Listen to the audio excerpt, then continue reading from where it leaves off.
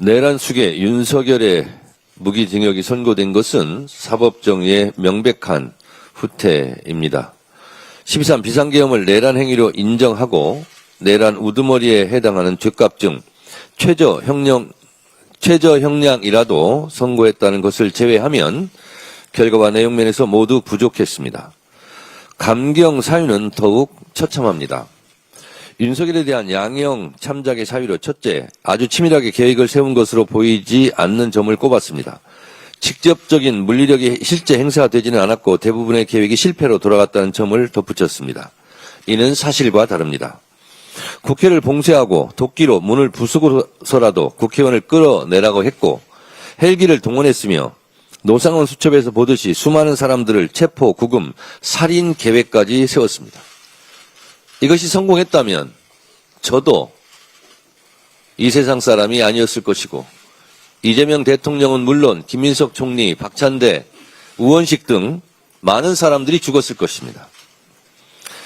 계엄의 요건을 만들기 위해 북한으로 무인기를 보냈습니다. 얼마나 치밀했습니까?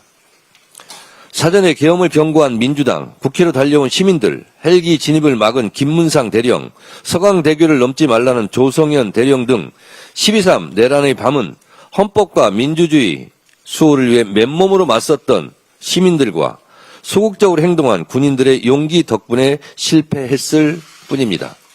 헌법재판소 윤석열 파면 판결문 내용에도 이렇게 나와 있습니다. 12.3 내란이 실패한 것은 윤석열의 치밀한 부족이 아니라 시민들의 적극적 행동 덕분입니다. 그래서 대한민국 국민이 노벨평화상 후보로 추천까지 된 것 아닙니까? 다음으로 나열된 양형 참작 사유는 더욱 황당하기 짝이었습니다.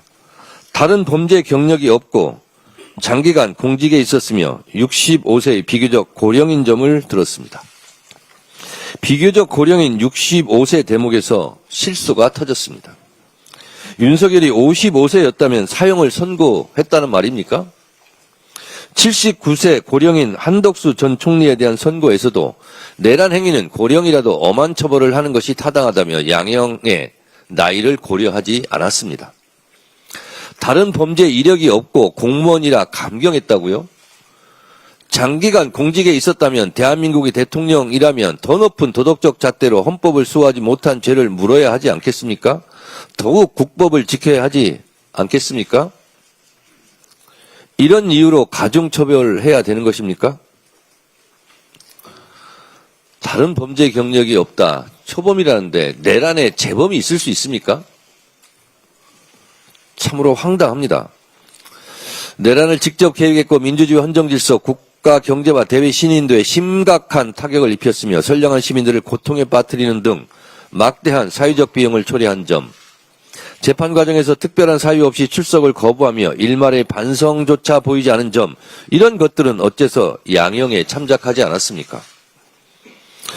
어제 윤석열이 무기징역을 선고받았던 그 법정은 30년 전 전두환이 사형을 선고받았던 바로 그 법정입니다. 전두환은 대통령 신분이 아니었을 때 아래로부터의 내란을 일으켰고 윤석열은 대통령 신분으로 위로부터의 내란, 즉 친위 쿠데타를 일으켰습니다.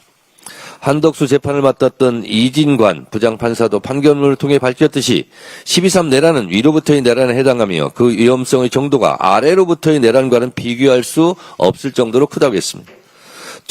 전두환보다 더 악성인 내란이기에 전두환보다 더 엄한 벌을 내려야 했습니다. 전두환도 1심에서 사형을 선고받았는데 윤석열에게 무기징역이 선고된 것은 사법정의 역사적 후퇴의 다름 아닙니다. 판결은 지기현 부장이 했지만 지기현 판사는 역사 법정에서 결코 자유롭지 못할 것입니다. 오늘의 죄를 벌하지 않는 것은 내일의 범죄에 용기를 주는 일이라고 했습니다. 내란 청산의 핵심은 국민들이 납득할 수 있는 확실한 단죄입니다. 내란의 티끌까지도 철저히 법정에 세워야 합니다. 조이대 사법부를 이대로 둘 수 없습니다. 2차 종합특검과 내란 전담 재판부에서는 1심에서 미진했던 법리적 판단을 적극 보완해야 할 것입니다. 특히 지기현 재판부는 필기 형태나 내용들이 조악하다며 노상원 수첩을 중요한 증거로 여기지 않았습니다. 이 부분은 종합특검에서 집중적인 수사와 진실규명이 필요합니다. 살인범이 살인을 기억할 때 연필로 살인 대상을 이름에 쓰면 그것은 죄가 안 되는 겁니까? 오히려 생각나는 대로 필기 연필로 막 볼펜으로 막 적은 것이 더 중요한 범죄의 증거 아니겠습니까? 지기현 판사 정말 세상 물정 모르고 국민의 정서도 모르는 철딱선이 없는 그런 판결을 한 것입니다. 더불어민주당은 내란 전단부를 통해 국민과 역사의 눈높이에 맞는 진정한 단죄가 이루어질 수 있도록 혼신의 힘을 다하겠습니다. 사법부가 제2의 전두환, 제2의 윤석열이라는 반역의 불씨를 계속 남기는 일이 없도록 사법개혁안, 대법관 증원, 법외국지 신설, 재판소원제 도입 등 사법개혁을 확실하게 완수하겠습니다. 내란범에게는 사면을 제한하는 사면금지법도 신속하게 통과시키겠습니다. 망국적 부동산 공화국을 반드시 극복하겠습니다. 집은 삶의 기반입니다. 그러나 안식처가 되어야 할 우리들의 집이 그동안 투기, 투자 세력에 의해 왜곡되고 변질되었습니다. 실소유자의 주거 불안뿐 아니라 저출생, 수도권 일극체제 등 심각한 사회 문제의 주범이 되고 말았습니다. 부동산 자산이 대물림되며 기성세대와 미래세대, 수도권과 비수도권 격차는 걷잡을 수 없이 벌어졌습니다. 내 집 마련이라는 소박한 꿈을 접어야 하는 국민들의 어려움을 더 이상 방치할 수 없기에 이재명 대통령이 연일 나서고 있습니다. 부동산과의 전쟁에서 반드시 승리할 것입니다. 투기를 위한 다주택자를 향한 이재명 대통령의 메시지는 모두가 잘 사는 대한민국을 위한 것입니다. 자금력 있는 다주택자가 시장을 주도하는 지금의 비정상적인 상황에서 양도소득세 중과를 제기하는 것은 응당한 조치입니다. 부당한 특혜를 중단하여 투기 수요를 줄이고 실소유자를 위한 매물 확보가 절실합니다. 우리는 지금 망국적 부동산 문제 해결, 국민의 보편적 주거권 확보를 위해 결단해야 합니다. 이재명 대통령은 사회 악은 다주택자들이 아니라 다주택이 돈이 되게 만드는 정치인에게 있다고 했습니다. 정확한 지적입니다.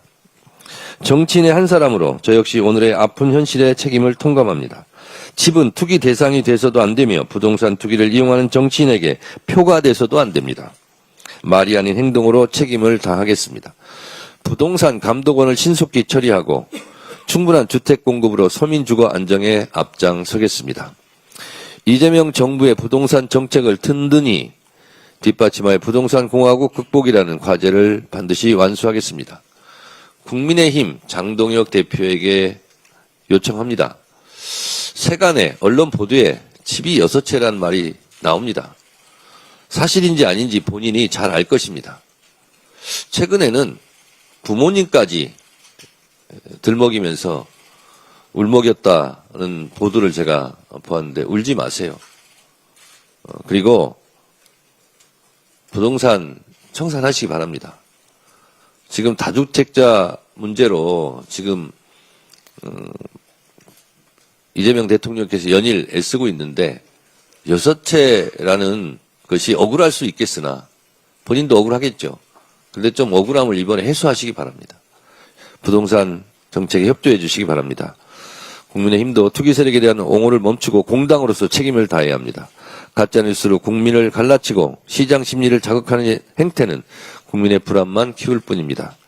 아무런 대안도 없이 반대 입장 만들어 놓을 때가 아닙니다. 정치의 의무와 역할을 회피하지 말고 부동산 시장 정상화로 국민의 삶을 지키는 데 힘을 모아주실 것을 진심으로 바랍니다. 네, 다음은 한병도 원내대표의 발언이 있겠습니다. 내란 수계 윤석열에게 무기징역이 선고됐습니다. 사형 선고를 고대한 대다수 국민의 상식과는 거리가 먼 판결이었습니다. 윤석열은 무장 군대를 동원해 대한민국 헌정 질서와 민주주의를 짓밟고 국회와 선관위를 침탈해 국민의 생명을 위협한 내란 수계입니다. 특검은 즉각 항소하고 사법부는 법정 최고형을 선고해서 대한민국 법치주의가 살아있음을 증명해야 합니다. 민주당은 대한민국에서 다시는 내란의 비극이 되풀이되지 않도록 제도를 촘촘히 정비하겠습니다. 지난해 1월 저는 내란과 외환, 반란의 죄를 범한 자에 대해서는 사면, 감형, 복권을 제한하는 내용의 사면법 개정안을 대표 발의했습니다. 내란 수계 윤석열이 교도소 담장을 걸어 나올 수 없도록 사면법 개정안을 조속히 처리하겠습니다. 국민의힘도 내란 동조 정당이 아니라면 사면법 개정에 동참해 주시기를 바랍니다. 설날에도 SNS에 말폭탄을 쏟아내던 장동혁 대표가 윤석열 무기징역 선고에는 입을 굳게 닫았습니다. 사법부가 국가적 비상사태를 촉발한 내란 수계에 대해 판결을 내놨는데 어떻게 제1당의 야당 대표가 공식 입장을 한 줄 내놓지 않을 수 있습니까? 정녕 장동혁 대표가 국민 전체를 대변하는 공당의 대표가 맞는지 묻지 않을 수 없습니다. 정말 비겁합니다. 장동혁 대표가 여전히 국어 유튜버들의 눈치를 보고 있는 것이 아닌지 의심됩니다. 어제 전한길 씨는 이 재판을 받아들일 수 없다라고 밝혔는데 장동혁 대표의 입장은 무엇입니까? 윤어게인입니까? 윤석열과의 절연입니까? 장동혁 대표가 눈치 봐야 할 대상은 한 줌도 되지 않는 윤어게인 세력이 아니라 비세혁명으로 대한민국을 지킨 위대한 국민이라는 사실을 직시하기 바랍니다. 윤석열에 대한 나머지 재판도 신속하게 진행돼야 합니다. 내란뿐만이 아니라 평양 무인기 의혹, 순직 해병 수사 외압 의혹 등 국가 안보를 혼란에 몰아넣은 죄 또한 가볍지 않습니다. 무엇보다 법원은 윤석열의 공직선거법과 정치자금법 위반 혐의에 대해 조속한 판결을 내놔야 합니다. 제20대 대선 당시 허위사실 공표로 유권자를 우롱하고 여론조사 결과를 무상으로 제공받고 공천권을 대가로 준 행위는 엄히 처벌받아야 마땅합니다. 만약 해당 혐의에 대해 벌금 100만 원 이상의 형이 확정된다면 국민의힘은 보전받은 선거비용 전액을 반환해야 할 것입니다. 금명간 국민의힘이 당명을 변경한다는데 간판을 갈아 끼더라도 내란 수계 윤석열 축천당이라는 사실은 변하지 않습니다. 국민의힘은 지난 몇 년간 이재명 대통령의 선거법 사건을 겨냥해 선거비용 보전액 반환을 운운하며 겁박해 왔습니다. 심지어 2024년 11월 국민의힘 주진우 의원은 당선 무효형 선고 이후 선거비용 보전액에 대한 징수 면탈을 막기 위한 공직선거법 개정안도 발의한 바 있습니다. 사법부에 요청합니다. 윤석열의 정치관계법 위반 혐의 재판을 신속하게 진행해 주시기 바랍니다. 국민의힘에도 경고합니다. 꼼수로 선거비용 보전액 징수를 회피할 생각은 꿈도 꾸지 마십시오. 만약 윤석열에게 당선 무효형 이상의 형이 확정된다면 민주당은 국민의힘이 반환해야 할 혈세 397억 원을 신속하게 국고로 돌려놓겠습니다. 장동혁 국민의힘 대표의 막말 행진의 끝이 보이지 않습니다. 노모까지 끌어들인 허위 주장에 대한 사과는 끝내 없었습니다.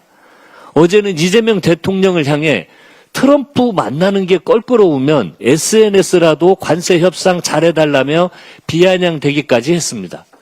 이재명 대통령과의 회동을 일방적으로 취소한 것도 대미투자 특위를 파행시킨 것도 국민의 힘입니다. 적반하장도 이 정도면 병 아닙니까? 심지어 이재명 대통령 질문에 답하느라 과로사할 뻔했다라는 망언도 쏟아냈습니다. 과로사는 우리나라 노동 현장의 구조적 창극이자 퇴출시켜야 할 산업재해입니다. 장동혁 대표의 노동 인식 또한 한심할 따름입니다. 사사건건 이재명 정부의 발목을 잡는다고 등 돌린 민심이 돌아오지 않습니다. 이제라도 국민 앞에 석고대죄하고 이재명 정부의 대한민국 대전환에 협조하시기를 바랍니다. 이상입니다. 이어서 이현주 최고위원의 발언이 있겠습니다. 네, 어제 코스피가 5,700을 돌파를 했습니다. 지금도 5,700을 넘어 있는데요. 6,000을 목전에 두고 있는데 코스피 5,000이 대선 공약이었습니다. 그때 5,000 대선 공약 할 때 그때 뭐라고 했습니까? 많은 분들이 믿지 않았죠. 사실 뭐 될 거라고는 생각했지만 이렇게 예상보다 훨씬 빠르게 그리고 굉장히 힘차게 이렇게 오를 거라고는 생각을 저희도 못했습니다. 저는 사실 그 주변 동료들 의원님들한테도 ETF 투자 권고를 했었는데요. 같이 함께 참여하자. 그런데 저랑 같이 이렇게 또 ETF 투자하신 분들, 굉장히 지금 그 표정이 밝습니다. 네.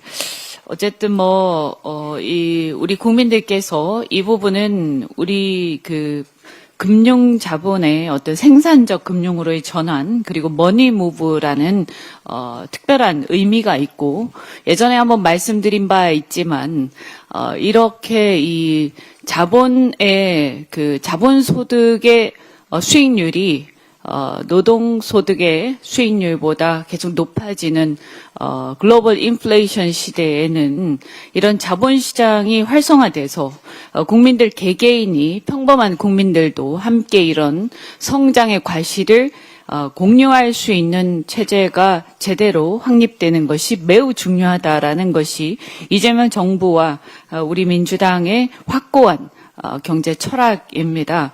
이것이 더 잘 될 수 있도록, 또한 지금은 대형주 중심으로 상승세를 견인해 가고 있는데, 사실 우리 코스닥에는 많은 부분들, 미비한 제도들도 있고 또 앞으로 갈 길이 멀다고 생각합니다.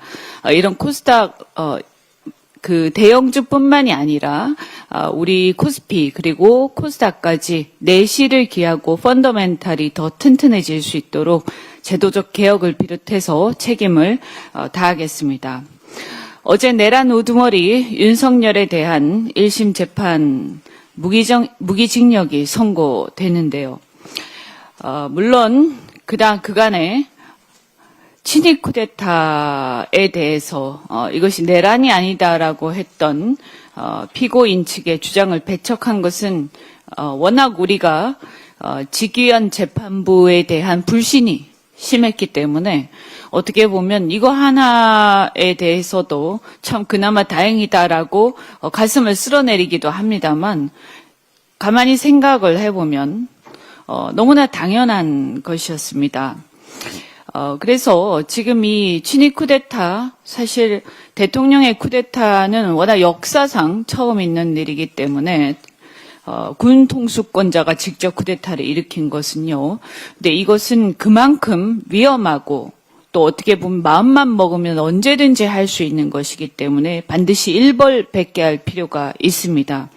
이런 관점에서 봤을 때 양형이 매우 중요한데, 우리 대한민국에선 사형이 사실상 사문화돼서 집행은 되고 있지 않습니다만, 그런 관점에서 어마어마한 헌정질서 위반 행위에 대해서 이것을 무기징역에 그친 것은 국민 법감정에 부합하지 않는다고 생각합니다.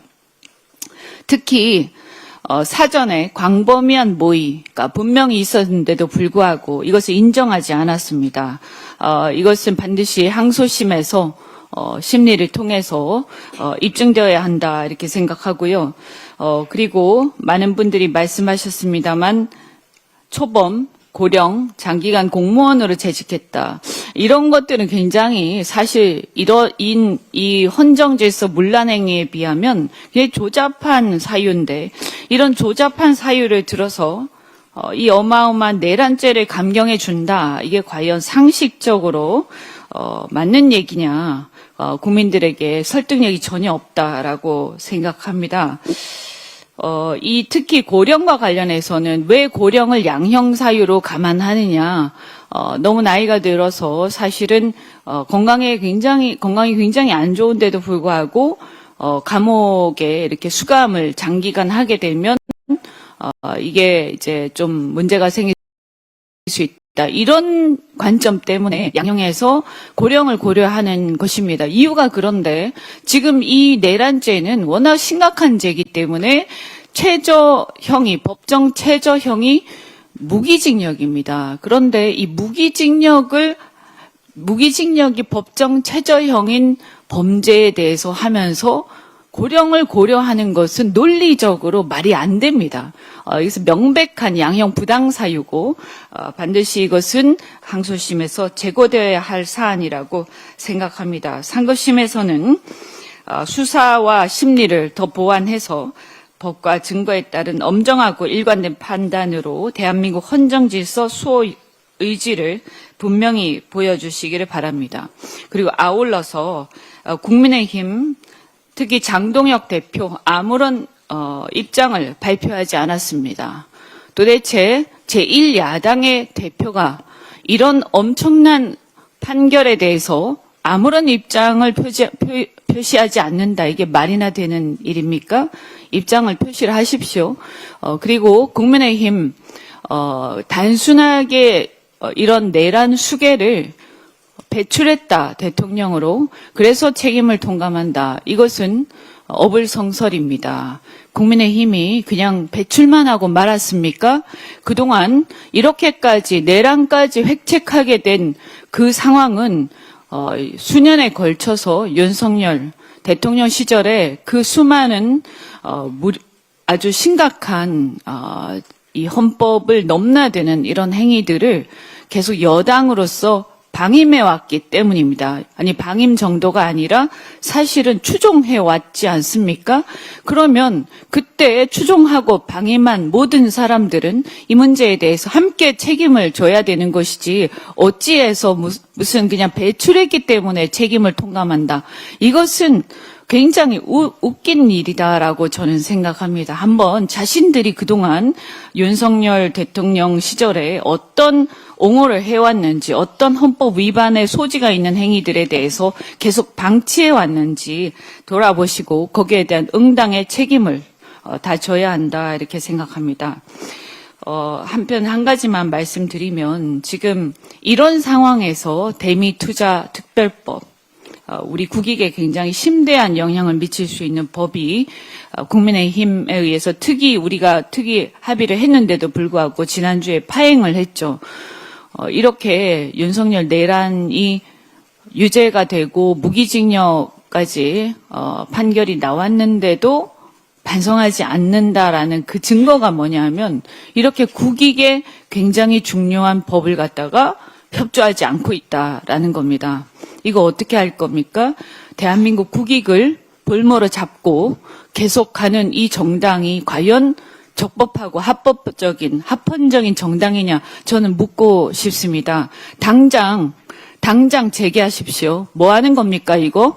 우리 국민들, 여기 만약에 미국에 이 투자가 제대로 안 돼서 관세가 10% 올라가고 우리가 일본하고의 경쟁에서, 일본은 지금 합의했잖아요. 일본하고 경쟁해서 우리가 못 이기고, 그래서 우리 자동차 시장, 이것은 그냥 단순한 자동차가 아니라 자동차 부품, 그 생태계, 그리고 전후방 산업, 수백만 명의 대한민국 국민들이 생계가 문제가 되는 일입니다. 그런데 지금 뭐 하는 겁니까? 저는 국민의힘이 대미투자특별법 이 특위 당장 다시 재개해서 바로잡지 않으면 이것은 용서할 수 없는 일이다라고 생각합니다.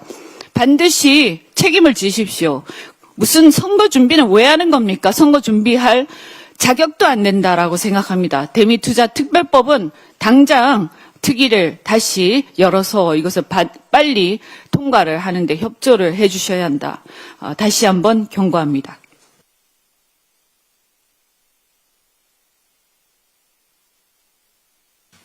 다음으로 황명선 최고위원의 발언이 있겠습니다.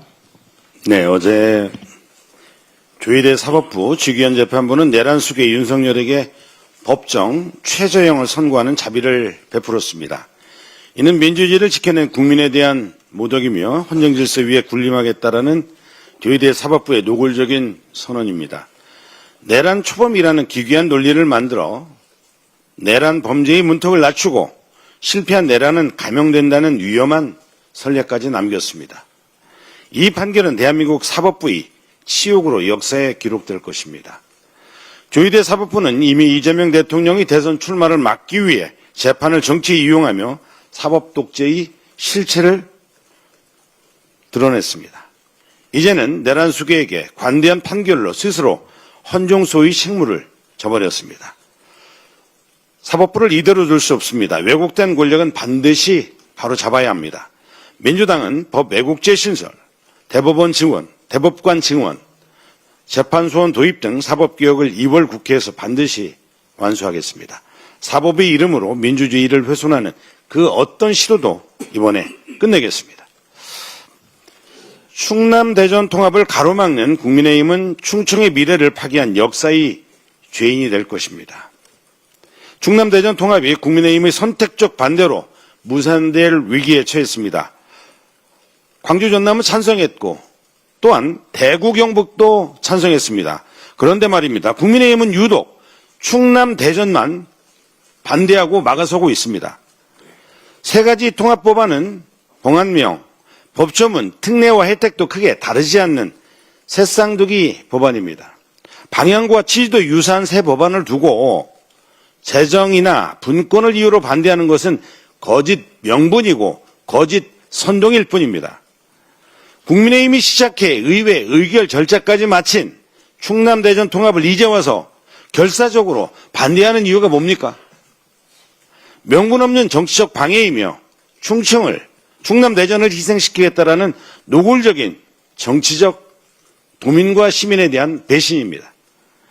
이 통합이 무산되면 우리 충남 대전 충남은 미래를 잃게 됩니다. 4년간 20조 원의 국가 재정 지원, 그리고 공공기관 우선 기회, 국가 전략기관과 미래산업 유치기반이 사라집니다. 충남 대전이 대한민국 중심으로 도약할 역사적 기회마저 통째로 사라지게 됩니다.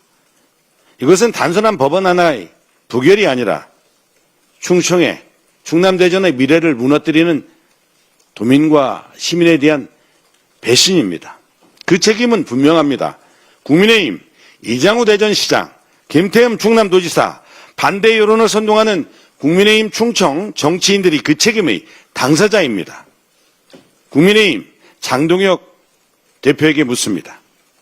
찬성입니까? 반대입니까? 왜 반대를 하도록 찬성했다가 반대하도록 충남도와 도의회와 대전시의회가 어저께 반복적 의결을 했습니다. 왜 찬성했다가 왜 반대합니까? 이거 도민과 시민들에 대한 해당행위 아닙니까? 도민과 시민을 우롱하는 일 아닙니까? 왜 홀대합니까?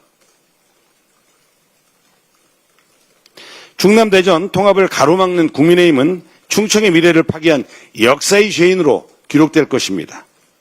새 지역의 통합 법안은 이제 월요일 법사위, 화요일 본회의 통과 절차만을 앞두고 있습니다. 민주당은 충남 대전 통합 특별법이 반드시 통과될 수 있도록 법사위부터 본회의까지 충청의 미래를 지킨다는 각오로 끝까지 모든 책임을 다하겠습니다. 이상입니다. 다음으로 강덕구 최고위원의 발언이 있겠습니다. 내란을 막아낸 대한민국 국민에게 노벨 평화상 추천이 있었다는 소식이 알려졌던 어제 내란 속의 윤석열은 법정 최고형 사형이 아닌 법정 최저형 무기징역을 선고받았습니다. 내란은 헌법 질서를 파괴한 최고 수준의 국가 범죄입니다. 내란의 대가는 분명하고 그리고 권력은 결코 헌법 위에 설 수 없다는 교훈을 더 강하게 남겼어야 했습니다. 관용이란 있을 수 없습니다. 그래야 제2의, 제3의 전두환과 윤석열이 나오지 않습니다. 특검은 즉시 항소해야 합니다. 2심에서는 반드시 사형이 선고되어야 합니다. 그것이 상식이고 그것이 정의입니다.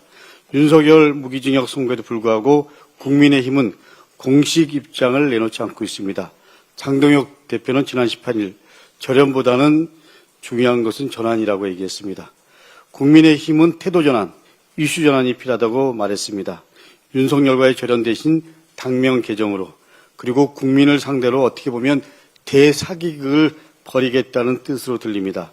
국민은 간판을 바꾼다고 해서 결코 속지 않습니다. 당명이 아니라 역사적 심판에 대한 분명한 입장을 장동혁 대표는 밝히십시오. 윤석열 무기징역 선고에는 침묵하는 장동혁 대표가 설 연휴 기간에 느닷없이 95세 노모를 언급했습니다. 장동혁 대표가 노모가 살고 있다면서 공개한 농가의 사진이 4년 전 자신의 홍보 영상을 캡처한 장면으로 확인됐습니다. 그러나 장동혁 대표의 말과는 다른 얘기가 또 나오고 있습니다. 노모는 그 농가가 아니라 다른 곳에 거주하고 있다는 것입니다. 해당 농가에 노모가 거주하는 것인지 아닌지 그 자체가 문제의 본질은 아닙니다. 문제는 장동혁 대표의 거짓말과 연출입니다.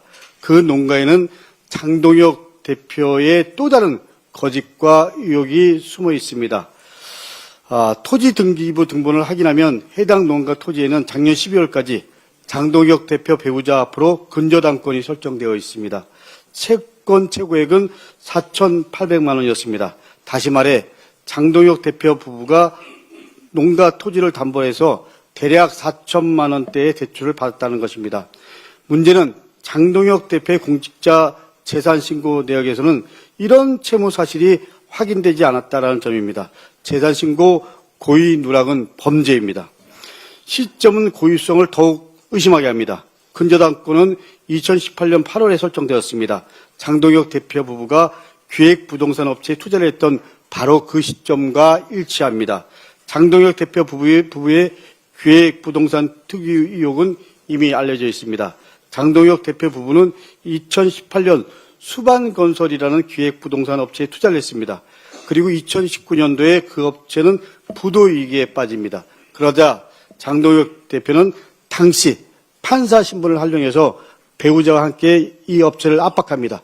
그래서 투자금 대신에 서산 화곡리 토지로 돌려받았다고 합니다. 이런 투기 의혹과 일련의 흐름 속에 노모가 거주한다는 농가의 토지가 이용된 것입니다. 어떻게 보면 이것이 본질일 수 있습니다. 장동혁 대표는 주택 6채 보유 사실에 대한 소명 요구, 그리고 농가 사진을 올리면서 불호자 운운했습니다. 부동산 투기 의혹의 본질을 가리려는 얄팍한 술수가 뻔히 보입니다. 국민은 연출이 아니라 사실을 요구합니다. 이제 장동혁 대표 사실을 밝혀야 합니다. 어떻게 보면 장동혁 대표는 지금 스스로 무덤을 파고 있습니다. 이상입니다.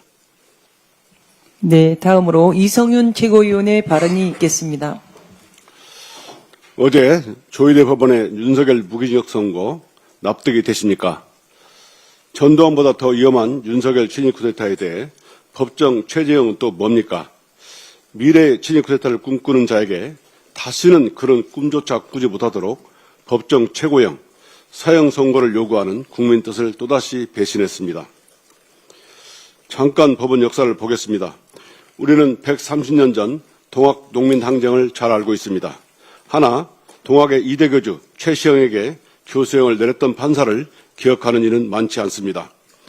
제가 태어난 전라도에서 백성의 고열을 빨다가 농민 번기로 쫓겨난 고부군수 조병갑, 동학의 원흉인 탕관오리 조병갑이 도리어 판사가 되어 최시영 교주에게 사형 선고를 했다는 사실을 아십니까? 이러한 적반하장의 사례는 이뿐이 아닙니다. 을사오적 이완영도 법대에 앉아 애국 인사들을 재판하던 판사였습니다. 판결을 빙자하여 역사를 오염시키는 반역 행위가 오늘날에도 이어지고 있습니다. 인혁당 사건이나 제1동포 간첩당 조작 사건 등등 오역의 역사의 중심에는 여지없이 사법부가 있었습니다. 재판 소원제가 4심제라고요? 3심으로 충분하고 그것만으로 공정한 재판이 된다면 재심제도는 무엇 때문에 존재합니까?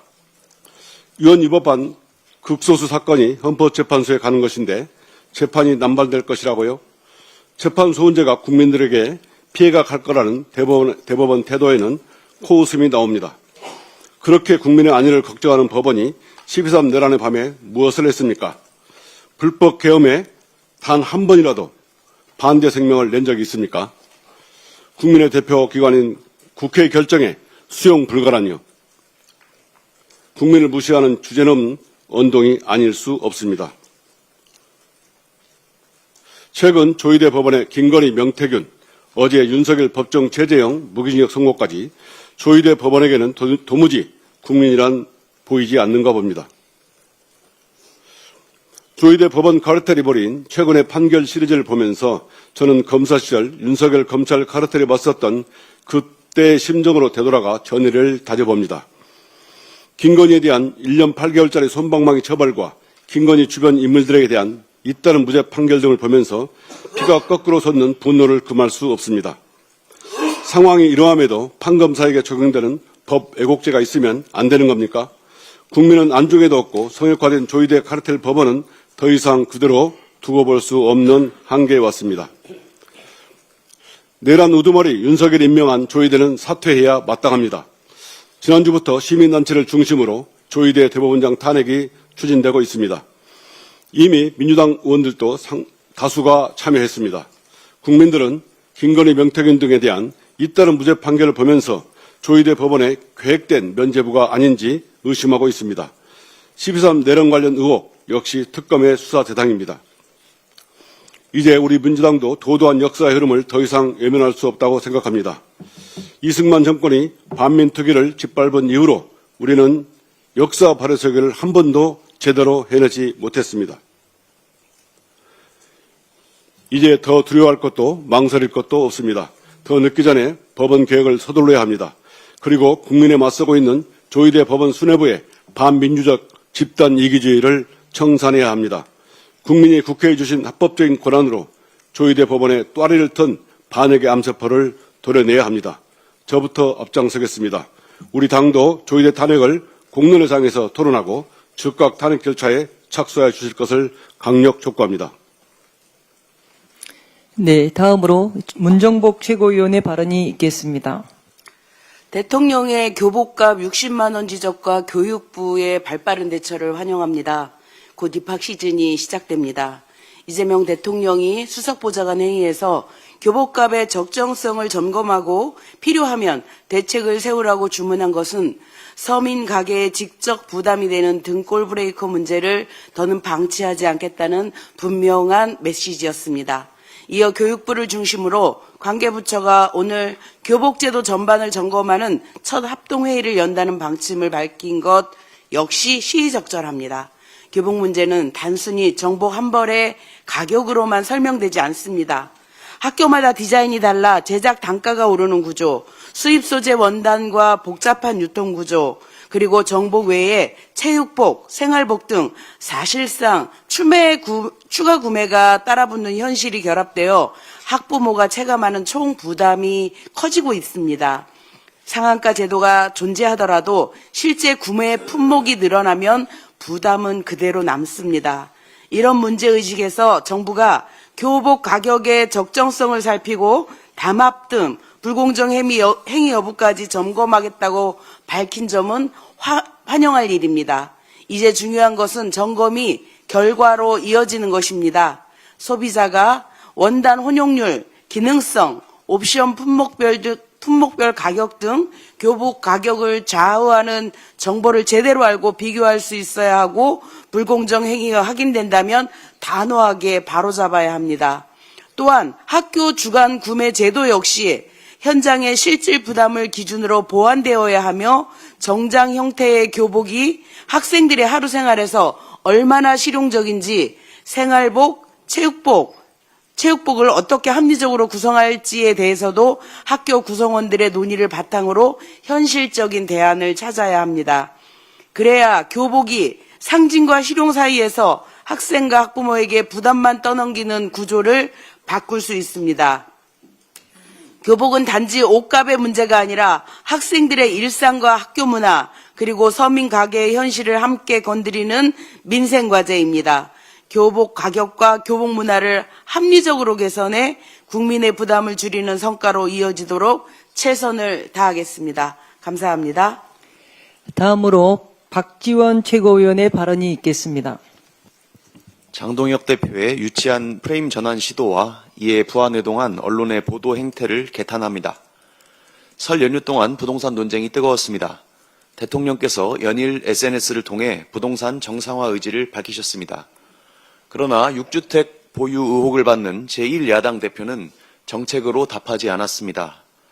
다주택자에 대한 금융, 세제 특혜를 유지하는 것이 타당한가라는 본질적인 질문에 대해서 불효자는 운다면서 95세 노모를 앞세운 신파극으로 대응했습니다.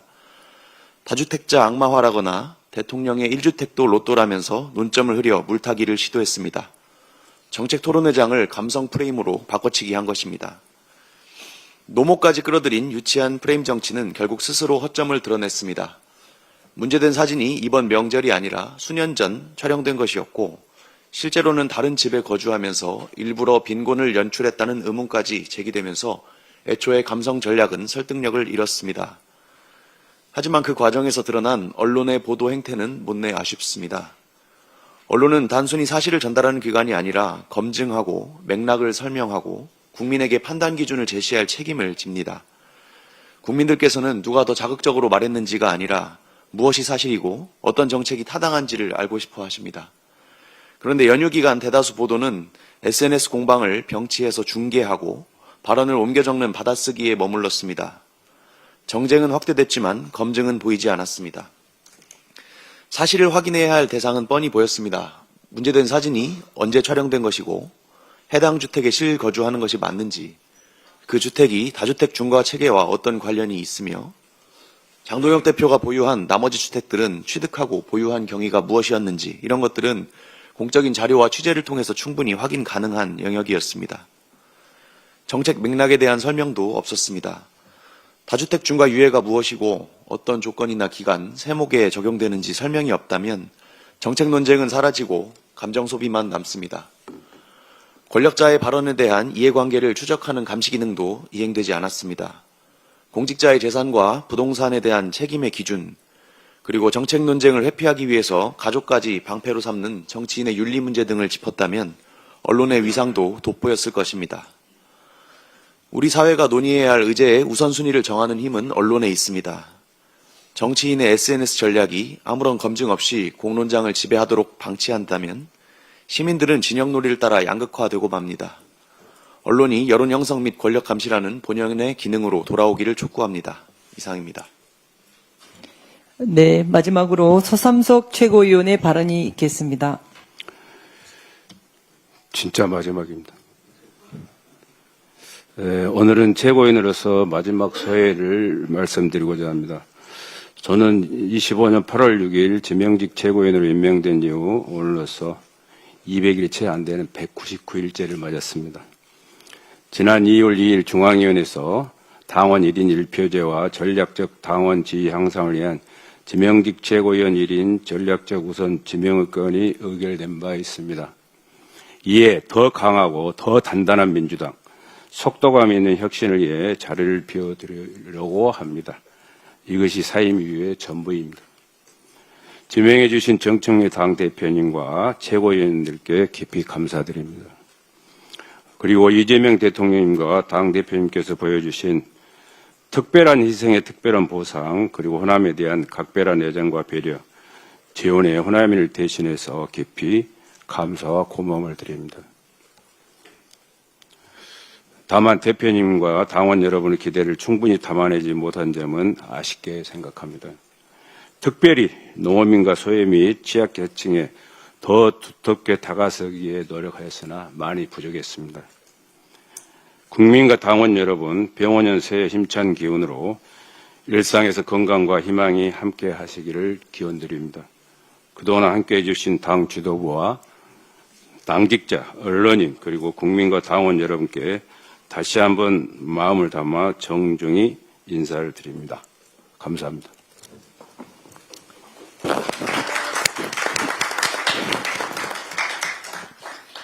이상 발언을 모두 마치고 당대표께서 회의를 정회하시겠습니다. 회의를 마치려고 하는 순간 장동혁 대표의 어제 판결에 대한 입장이 나와서 속보로 떠서 한 말씀 드립니다. 속보 제목, 기사 제목을 한번 읽어봅니다. 장동혁, 아직 1심 판결, 무죄 추정 원칙 누구에게나 적용돼야. 장동혁, 윤, 1심 내란으로 규정할 근거 제시 못해. 장동혁, 행정 마비시킨 민주당, 내란과 크게 다르지 않아. 이게 속보 기사 제목입니다. 기절 초풍할 일입니다. 장동혁 대표는 윤 어게인을 넘어서 윤석열 대변인입니까? 윤석열과 장동혁, 윤장 동체입니까? 역사 인식의 부재, 민주주의에 대한 몰이해, 민심에 대한 배신, 헌법 정신의 훼손을 서슴지 않는 이런 발언을 규탄합니다. 최소한의 염치도 없고 일반 상식조차 없는 폭언이고 망언이라고 생각합니다. 윤 어게인 세력과의 절연을 요구하는 국민들의 요구와 또 당내 생각 있는 의원들의 외침을 장동혁 대표는 끝내 외면하고 배신하고 말았습니다. 장동혁 대표가 이끄는 국민의힘, 윤석열, 내란 세력들과 함께 국민들의 심판을 피할 길이 없어 보입니다. 제발 정신 차리십시오. 이상으로 회의를 종의하겠습니다.